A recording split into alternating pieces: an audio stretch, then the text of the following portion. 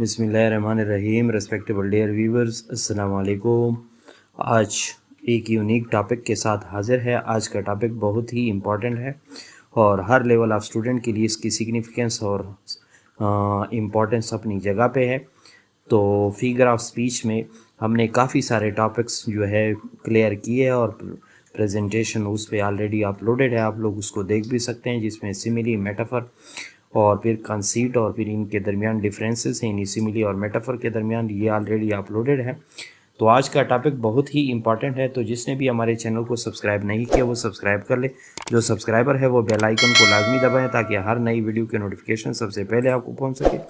जो सब्सक्राइबर है वो वीडियो को ज़्यादा से ज़्यादा लाइक और शेयर किया करे ताकि बहुत सारे लोग उससे मुस्तफ़ीद हो सके। अब आज के टॉपिक की जानिब जाते हैं। आज का topic basically personification in English literature है, जो फिगर ऑफ स्पीच में काफ़ी कलीदी किरदार और पिवटल रोल प्ले करता है। पर्सनिफिकेशन यानी का लफ्ज़ी मतलब अगर आप लोग उर्दू में ढूंढना चाहें तो आप लोग उसको शख्सियत भी कह सकते हैं। यानी शख्सियत से मुराद क्या होती है? पर्सन जैसे शख्स को कहते हैं, और पर्सनिफिकेशन यानी शख्सियत को के लिए भी यूज़ हो सकता है, लेकिन ये उसकी मीनिंग हो सकती है लफ्ज़ी या वर्बल मीनिंग हो सकती है। अगरचे फिगर ऑफ स्पीच में इसके रोल को अगर आप उसी यानी उर्दू मानी के तनाज़र में देखा जाए या उस पॉइंट ऑफ व्यू के लिहाज से देखा जाए तो personification is a figure of speech in which non living thing are treated like the living thing, यानी जिसमें बेजान चीज़ों को ऐसा ट्रीट किया जैसा कि वो जानदार है, तो इसको अंग्रेज़ी में पर्सनिफिकेशन कहते हैं। कैसे? फॉर एग्ज़ाम्पल, जैसे कोई कह लेता है कि सी या ocean is calling for her him, यानी जैसा कि यानी हमने कह दिया कि ओशियन है या रिवर है वो कॉलिंग कर रही है, पुकार कर रहा है, यानी जैसा कि, या क्राइंग कर रहा है, पुकार कर रहा है, किसी को बुला रहा है अपनी तरफ, चाहे वो मेल है या फीमेल है। तो ये जो क्राइंग या जो हमने यानी कॉलिंग का वर्ड इस्तेमाल किया ओशियन या रिवर के लिए, तो इससे हमें अंदाज़ा हो सकता है कि वो तो नॉन लिविंग थिंग है, लेकिन हम उसको लिविंग थिंग बना रहे हैं, तो ये लिविंग थिंग के ज़िम्मे में ले रहे हैं। तो ये बेसिकल पर्सनिफिकेशन के ज़िम्मे में आता है लिटरेचर में। तो पर्सनिफिकेशन ये तो जर्नल इंट्रोडक्शन था। अब जो है उसके मेन उसकी तरफ जाते हैं और फिर एट द एंड मैं जूस ऑफ द लेक्चर भी दूंगा, जो बहुत ही परसेप्शन बेस्ड यानी juice of the whole lecture होता है। तो सबसे पहले इंट्रोडक्शन की जानिब जाते हैं। Personification is a literary device commonly use in the English literature, यानी एक ऐसा लिटरेरी डिवाइस या टूल या फिगर ऑफ स्पीच है जो इंग्लिश लिटरेचर में कॉमनली इस्तेमाल होते हैं। इट इन्वॉल्व्स, यानी इसके अंदर क्या क्या चीज़ें होती है? एट्रीब्यूटिंग ह्यूमन क्वालिटीज़, इमोशन और action to non human entities such as objects, animals or abstract concept, यानी ये बेसिकली पर्सनिफिकेशन जैसा कि इंट्रोडक्शन में आप लोग देख रहे हैं, तो इसके अंदर क्या होता है कि वो एट्रीब्यूट करती है, यानी जो है वो स्पॉन्सर कर लेती है या किसी को दे देती है इंसानी खासियतें, चाहे वो जज्बात के हो चाहे वो एक्शन के हो। किस चीज़ को? यानी नॉन ह्यूमन थिंग्स को या नॉन ह्यूमन चीज़ों को, यानी क्या होती है? बेजान चीज़ों को जानदार चीज़ों की तरह ट्रीट करना, चाहे वो जज्बाती लिहाज से हो या चाहे वो एक्शन के लिहाज से हो, तो वो क्या होते हैं? यानी वो पर्सनिफिकेशन के ज़िम्मे में आते हैं। या चाहे उसमें एब्स्ट्रैक्ट कंसेप्ट भी हो सकते हैं, यानी डिराइव्ड कंसेप्ट भी हो सकते हैं। फॉर एग्जांपल लॉ या हेट या ब्यूटी, इस किस्म के जो एब्स्ट्रैक्ट कंसेप्ट है वो उसको भी आप लोग जानदार बना सकते हैं अल्फाज के थ्रू। तो किसी चीज़ को अल्फाज के थ्रू जानदार बनाना, किसी बेजान चीज़ को अल्फाज के थ्रू जानदार बनाना, यही पर्सनिफिकेशन कहलाता है।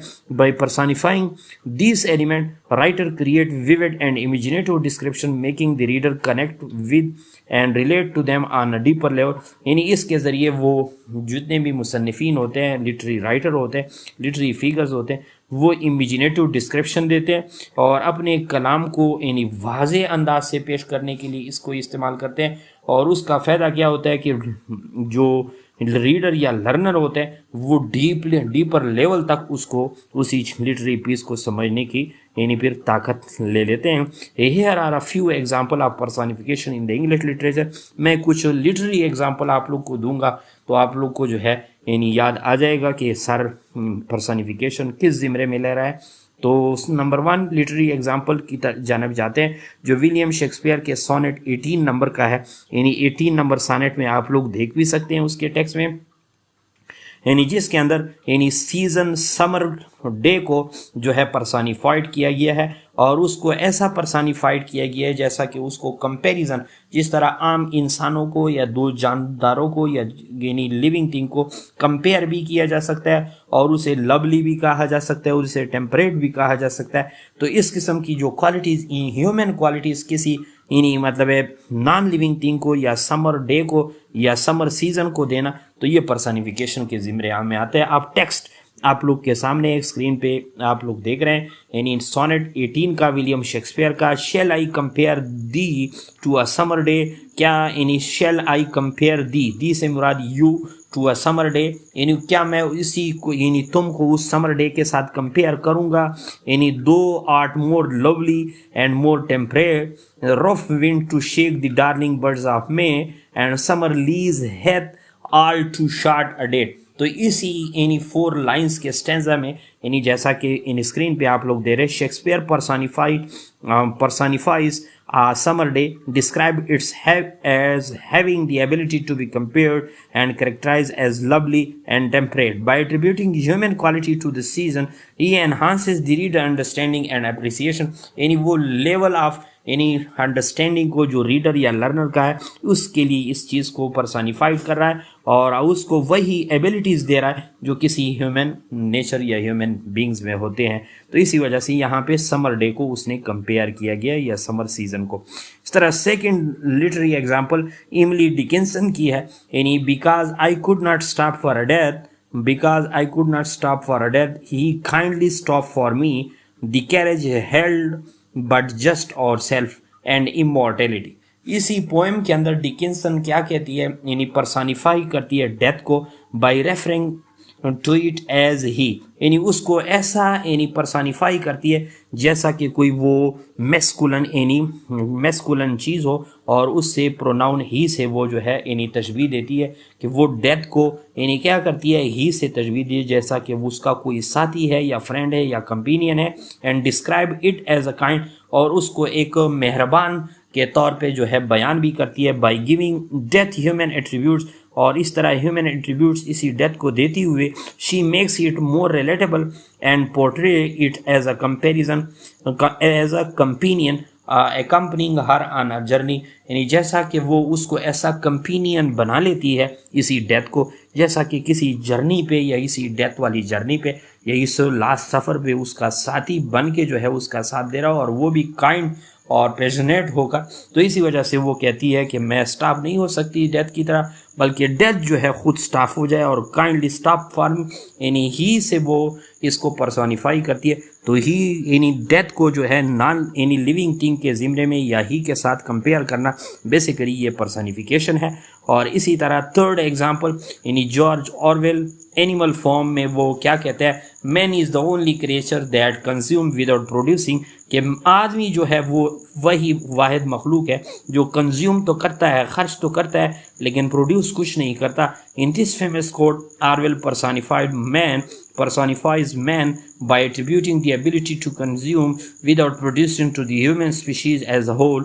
This personification serves to criticize human behavior and highlight the exploitative nature of mankind. यानी इसी में क्या कर लेता है, यानी मैन को वो हाड़े हाथों ले लेता है और वो ह्यूमन स्पीशीज को प्रोड्यूस करने की बजाय यानी खुद तो कंज्यूम तो करता है बहुत सारी चीज़ लेकिन प्रोड्यूस नहीं कर पा रहा। तो इसी से इस पर्सनिफिकेशन में ह्यूमन बिहेवियर को और ह्यूमन नेचर के उस एक्सप्लॉयटेटिव या इस्तेसाली नेचर ऑफ मैन काइंड को इस यानी एग्जाम्पल के अंदर जाहिर किया गया है। इसी तरह कंक्लूजन में personification is a versatile literary tool that can evoke powerful imagery, create emotional connection and add depth to the description and themes within a piece of literature. It allows writer to bring life and relatability to non-human entities, making their works more engaging and memorable. यानी personification इसी वजह से एक बहुत ही अहम tool है कि मुसन्निफीन अपने यानी उस लिटरेरी पीस को या लिटरेरी राइटिंग को यानी कलरफुल और डेप्थ में दूसरों को समझाने के लिए या उसको यानी नॉन लिविंग थिंग को लिविंग थिंग की तरह यानी उसको जाहिर करने से वो उसका वर्क जो होता है ज़्यादा एंगेजिंग होता है और मेमोरेबल हो जाता है और इंटरेस्टिंग भी बन जाता है और लोग उसको डीप अंदाज से उसके इमोशन को समझने की कोशिश करते हैं। तो पर्सनिफिकेशन को इस तरह सिंपली समझ जाए कि पर्सनिफिकेशन वो चीज़ है जो किसी यानी बेजान चीज़ को आप जानदार के ज़रिए जो है यानी अल्फाज के ज़रिए उसको जानदार बनाएं। तो ये बेसिकली पर्सनिफिकेशन के ज़िम्मे में आता है और ये बहुत ही ज़बरदस्त लिटरेरी टूल है जो पोइट्री, प्रोज और तमाम तकरीबन ऑल फॉर्म ऑफ लिटरेचर में बहुत ज़्यादा इस्तेमाल होता है और ख़ास तौर पोइट्री में उसका इस्तेमाल जो है बड़ा इनरिच है। तो नीचे जो है प्रोफेसर सईद इशफाक अहमद शाह है ब्राइट इंग्लिश लर्निंग एम्पायर, ये हमारे यूट्यूब चैनल का टाइटल भी है, आप लोग उसको सब्सक्राइब भी कर सकते हैं और हमारे फेसबुक पेज का टाइटल भी यही है, आप लोग उसको लाइक एंड फॉलो भी कर सकते हैं। Thanks for watching.